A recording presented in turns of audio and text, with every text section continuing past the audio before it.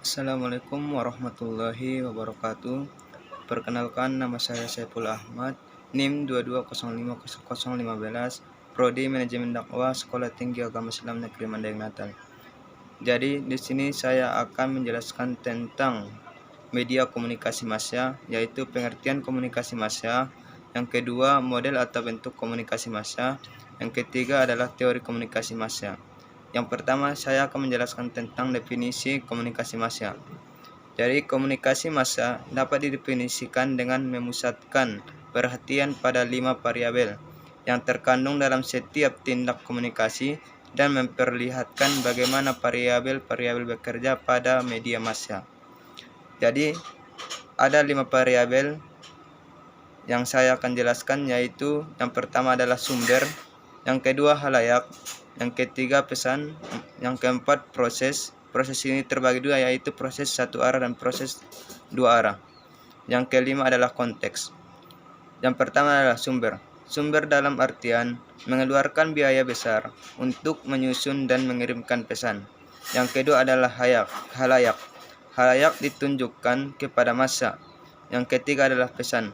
Pesan ini diartikan pesan komunikasi massa bersifat umum, maka pesan harus diketahui oleh setiap orang.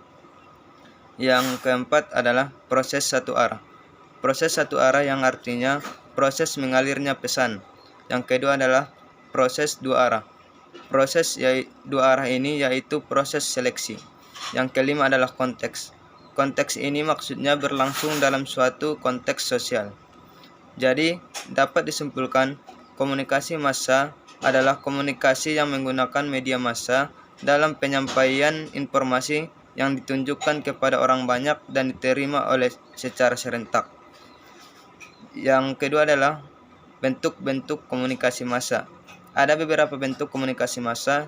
Yang pertama adalah televisi, radio, surat kabar, majalah, film, buku, piringan hitam atau kaset, compact disc.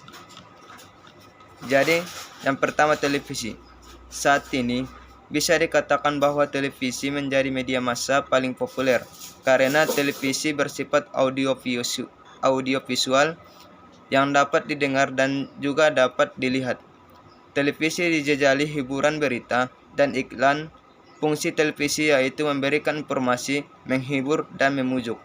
Yang kedua adalah radio.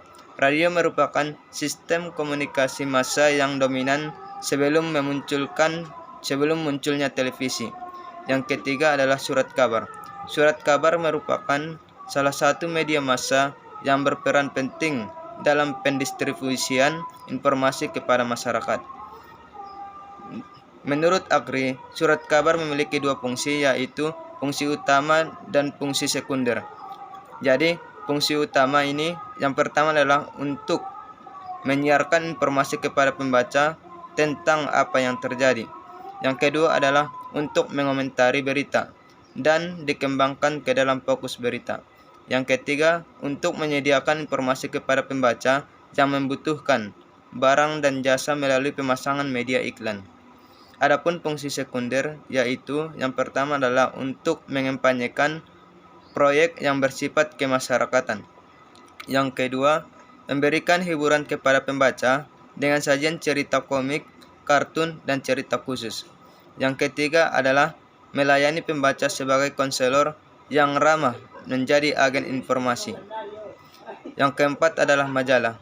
Majalah ini fungsinya adalah mengacu pada sasaran halayak yang spesifik. Yang kelima adalah film.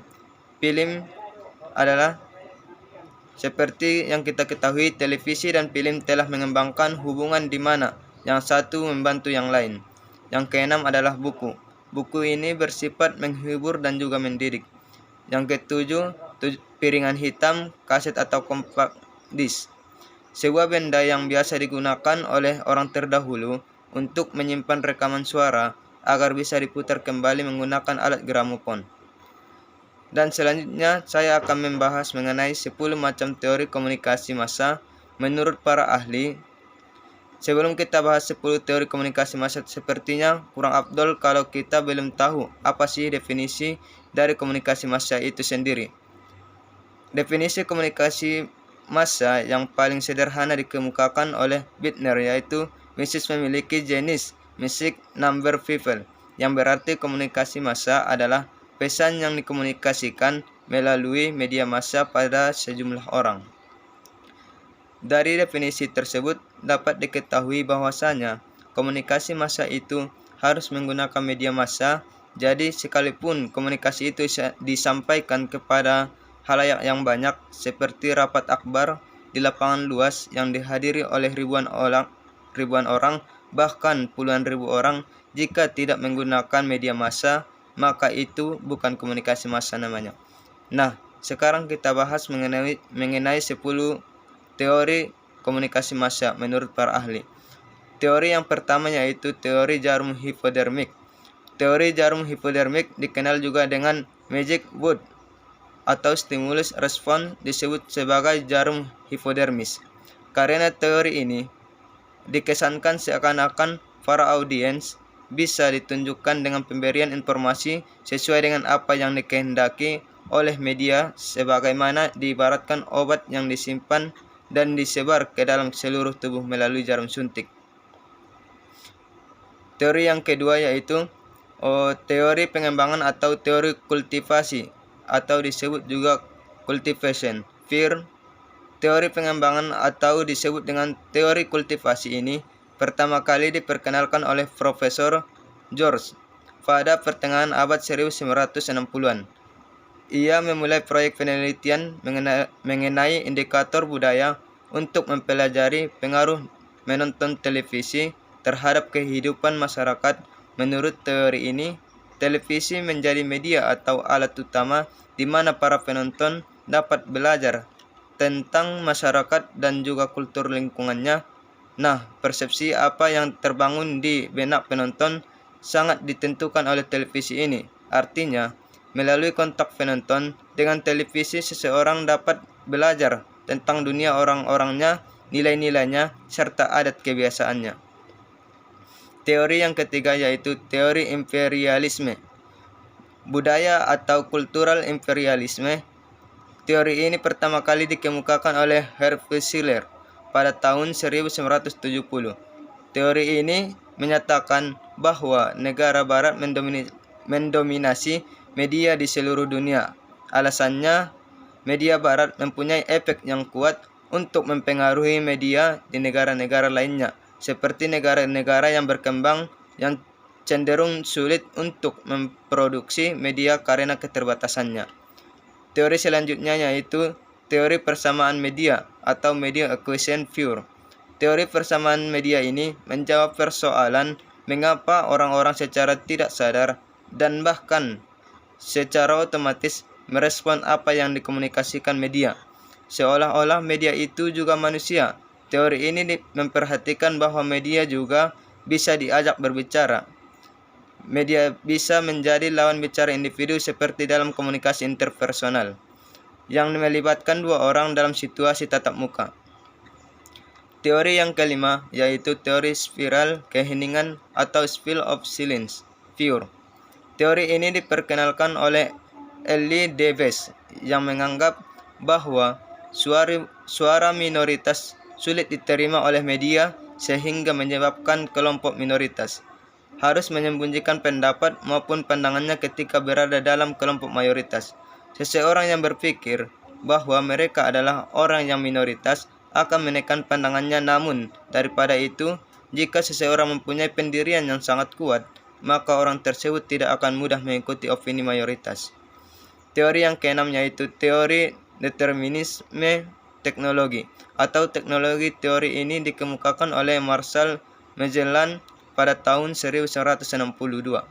Ide dasar teori ini adalah bahwa perubahan yang terjadi pada berbagai macam cara berkomunikasi akan membentuk pola keberadaan manusia itu sendiri.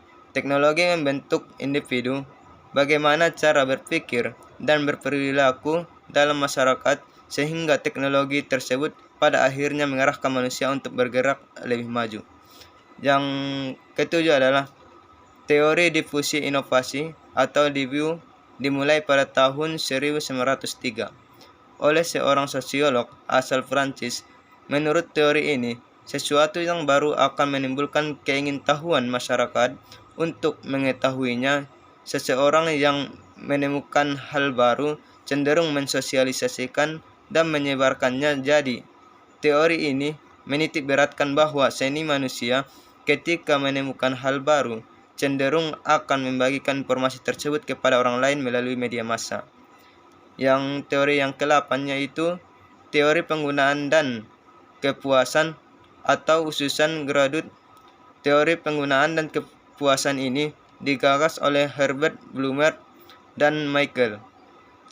Teori ini merupakan kebalikan dari teori jarum hipodermik, yang dimana dalam teori jarum hipodermik, media sangat aktif dan berpengaruh besar sementara audiens berada di pihak yang pasif. Sementara dalam teori ini ditekankan bahwa audiens aktif untuk menentukan media mana yang harus dipilih untuk memuaskan kebutuhannya. Teori yang ke-9 yaitu teori pengaturan agenda atau ujian de series.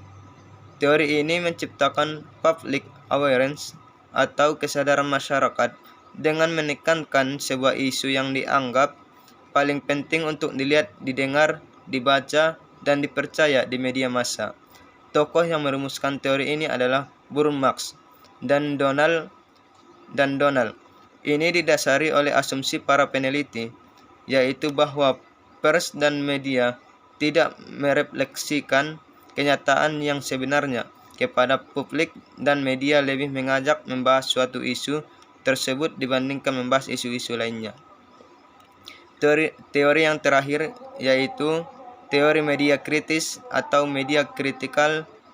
Teori ini berasal dari aliran ilmu-ilmu kritis yang bersumber pada ilmu sosial Marxis, yang dimana melihat bahwa media tidak lepas dari kepentingan, terutama syarat kepentingan kaum pemilik, modal, negara, atau kelompok yang lebih kuat lainnya.